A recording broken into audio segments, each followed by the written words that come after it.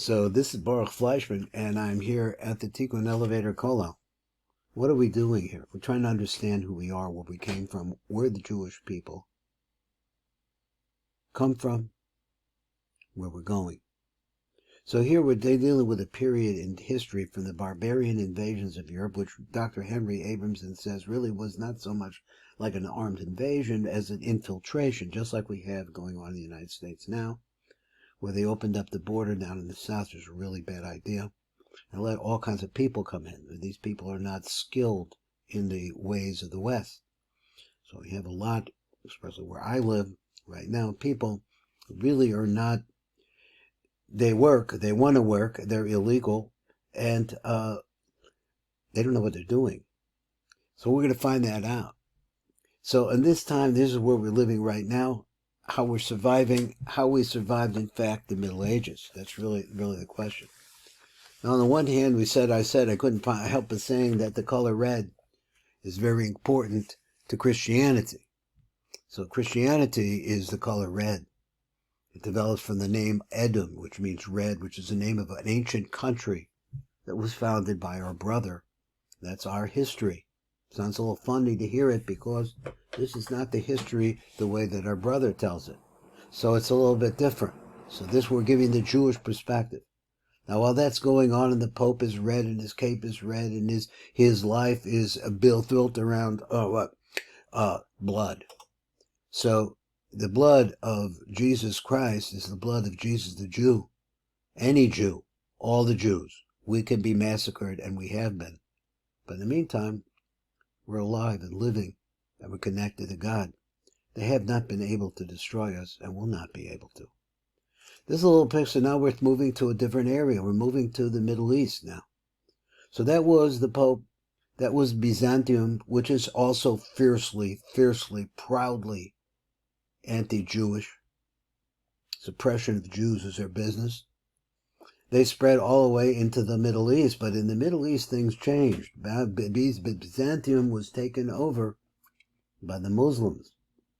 And that also spread into Yugoslavia and different places. And this actually gives us a little bit of an understanding of why the Serbs and the people from Kosovo, I don't know if Kosovoans, whatever they pronounce it, can't get along because one is a Turkish group of Muslims and the other one are former Byzantine Christians. These two don't go together. And they're next to each other and interspersed with each other. That's a problem over there. But now we're moving to a different place. We're moving to the Middle East. It's true that the Eastern Roman Empire, the Byzantines, they spread into Turkey and throughout the Middle East. They were in control of major sections, but they lost it. They lost it to the Muslims, to the Arabs. So now we're moving into this section. He writes like this: although the beginnings of the Jewish diaspora in Babylon preceded the Muslim conquest, the Gaonate period coincided with the period of Muslim rule. Now, we mentioned in the last year that we had a Gaonate, which was they were Torah centers of people who knew Torah inside and out, could teach it and taught it. There were large groups of people, for example, in these two cities, which one is called Sura and one is called Pumbedita, where they located. Well, Babylon is the area of the Tigris-Euphrates today. It's mostly Iraq. So he says, although the beginnings of the Jewish diaspora in Babylon preceded the Muslim conquest, the Gaonate, that is, these enormous yeshivas that we just mentioned in the previous year or maybe earlier here, was helped found the customs of the Ashkenaz Jews. Now going back over here, he says the Gaonate period coincided with the period of Muslim rule. So then the Muslim took over from the Byzantine. The decline of the Gaonate began with the death of Rav Hai Gaon. So this is a time we call the Gaonate. This is the time of these great yeshivas. The Gaonate period is of special significance in the history of the Jewish people, because the Jewish center in Babylon played a decisive role in the life of the nation, that is, the Jewish people who are physically scattered throughout the nations, and had the vigor to withstand the competition with Eretz Yisrael for the hegemony over Jewish life and to prevail. So what did he say there? He said there were great scholars also in Eretz Yisrael. We understand that they lived in Eretz Yisrael under the Byzantines, under tremendous pressure and poverty. But nonetheless, they had prestige because it's the Holy Land. And the rabbis that were merited to be able to learn and to develop there were a powerful group. And here it is coming over here. The Gaonate is in a different area. It's not in the Western Mediterranean. I call it the Eastern Mediterranean, depending how you look at it. He says it's in the Eastern Mediterranean. This is in the Tigris-Euphrates Valley, which is in Babylon. So he said Jewish means of livelihood in Babylon had changed even before the Arab conquest. Now, so when Jews began to assume the patterns of life similar to those that would later typify the Jews of Europe during the Middle Ages. Now, what does he mean by that? They lived in a serious situation of heavy taxation. There were revolutions, riots, and insecurity. They forced the agriculturalists, because if you learn a Gemara, you'll see that Jews in Babylon were farmers, a lot of them, and they had to obey certain laws, the laws of tithes and so on and so forth, according to the standards of the day. The agriculturalist his land and obliged him to seek refuge in the city, so we were chased out of the land, and because of violence, and we wound up in cities. This process continued during the entire period of Arab rule. In the first half of the 9th century, Rav Moshe Gaon writes this: in Babylon, most people are without land. Okay, this is from the Hem de Genuza. The small communities and rural settlements diminished, while cities grew and swelled. Now, I just think about Lithuania or Eastern Europe between the wars, or before the wars, where the Tsar and all of his practices made it impossible and very dangerous to live isolated because of pogroms, pogrom is another word for a massacre, which we just saw. As it grew and swelled, Jewish population center disappeared and replaced by that of Baghdad. So Baghdad became a really important place. In Baghdad, Jewish financial institutions developed to such an extent that their economic influence within the caliphate was considerable. So people made money back in cities. As we see now, the Jews do the same thing. Two Jewish bankers, one was Joseph ben Phineas, which is Yosef ben Pinchas, and Avraham and Aaron ben Amram, and their heirs, the sons of Aaron and of Netira. So I'm not sure whether the sons of Aaron were and of Netira, started business operations in the district of Awaz. Now, these are areas in Persia, later expanding them to trade on an international scale. So the same business that goes on with the Jews in the Mediterranean, or I see here that he's saying that it also happened as we were pulled into the cities. We got involved in trade. Documents referring to the two families, and again, this Dr. Beinart, he has gone through documents after documents. So what we're reading is things that he has collected over the course of time and put together. Documents referring to the two families reveal the extent of their partnership and cooperation in business enterprises. Among their many activities was the lending of money to the vizier of the Caliph al-Muqtadir. So this actually quotes, so he saw that. Muhammad, his name was Muhammad ibn Abdullah ibn Yahya. Okay? That's the year 912, 913. So this is where we're talking about. These are the times. It's about approximately what we say,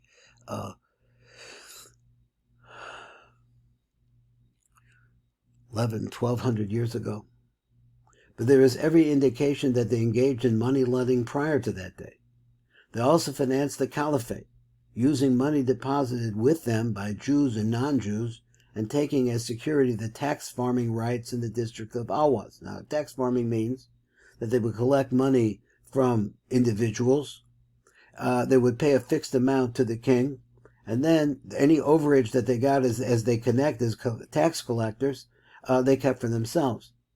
They engaged in international transfer of funds and were thus able to help in financially supporting the exarchate, which is the structure of the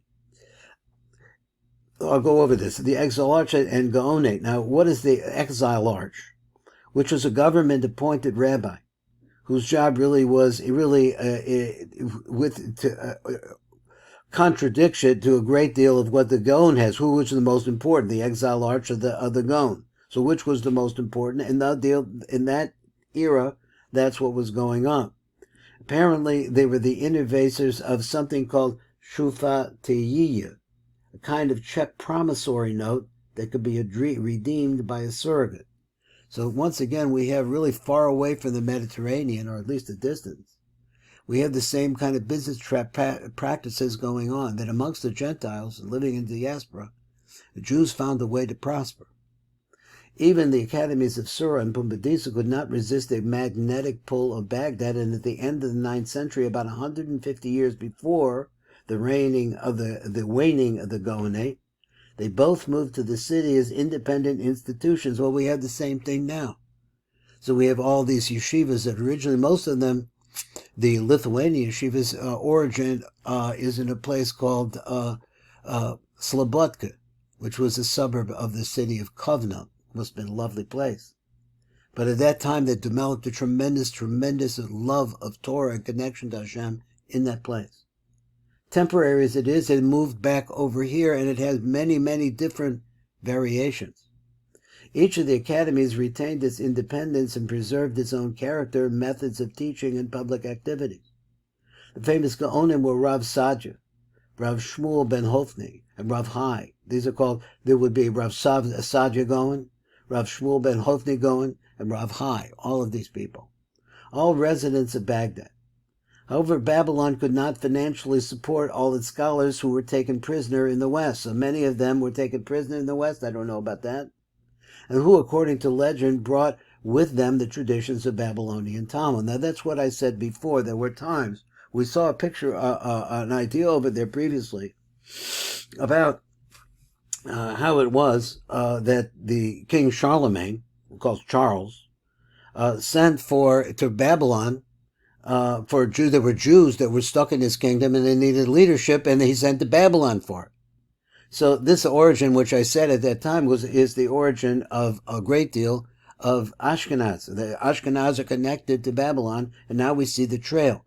I had previously heard from Rabbi Beryl Wine that he said, well, there were slave routes or different routes that went through Russia, Poland, and then across the northern plain of Europe, which is one strip of flat land all the way across the north of Europe, and wound up settling in France, which is a very rich deposited place.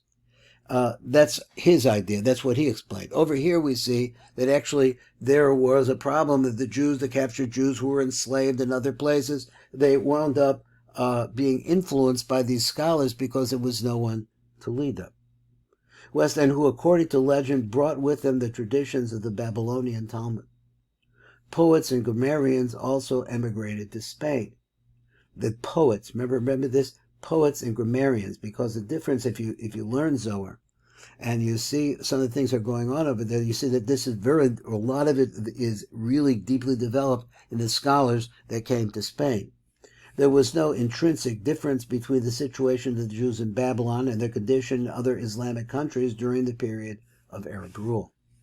The visions within the empire of the Caliphate and the subsequent founding of emirates in the second half of the 8th century caused basic changes in Jewish life and existence. The following events constituted turning points for the Jews who opened up new opportunities. Now, here we have like this, he's going on, and he says, the separation of Spain from the Caliphate in the year 756 and the subsequent establishment of emirates. What were the emirates? Moroccan independence emirates. Okay, that's one idea, he says. Now, these are different things that have to do with the Muslim world and Jews. Moroccan independence in 788, Tunisian independence in 800, and that of Egypt by Ahmed ibn Tulun in 868, and Persia in 935. Now, I'm sure exactly where he's going here, but let's hear it out. There was no basic change in relationships within the Jewish community, nor there was any change in the affinitive relationships between the communities of the Jewish diaspora, even though these revolutions are going on. But basically, we using the structure perhaps of what had the influence that came from Babylon, from the yeshivas there. Also maintained ourselves. They all recognized the authority of the central Jewish organizations. All these changes is that they recognize it. The Exilarch and the Gaonate. So this, in other words, the Gaonate in Babylonia is really bringing spirituality and order. Because you have the two different things. The Exilarch is the man of order. He's a man that sets things in the right perspective. He can argue with the Gaon, who is looking from a spiritual point of view, as powerful elements of unity in instruction of the Jewish people. The Palestinian Gaonate, meaning that which existed in the land of Israel, was acknowledged as an equal partner with its Babylonian counterpart. It was considered to be like it was equal to that. Rav Sadia Gaon, these are his years, 882 to 942, was among the great Gaonim. He was one of the greatest of the Gaonim. He was born in Fayum district of Egypt. The Fayum is a place where a lot of Jews. He moved to Palestine and in 922 to Babylon. Now when he got there, where he was appointed Gaon of the Sura Academy in 928, so this person was a great person. Sadia waged an unremitting battle against the Karaites, the Karoyim, that is the Jews who only worshipped God according to the written Torah, and is credited with having stopped their expansion, although his struggle did help them to consolidate as a sect. In other words, they were scattered also. But once the attacks from Sadia Gaon began against their traditions, they contracted, and as a result of that, they became more centralized.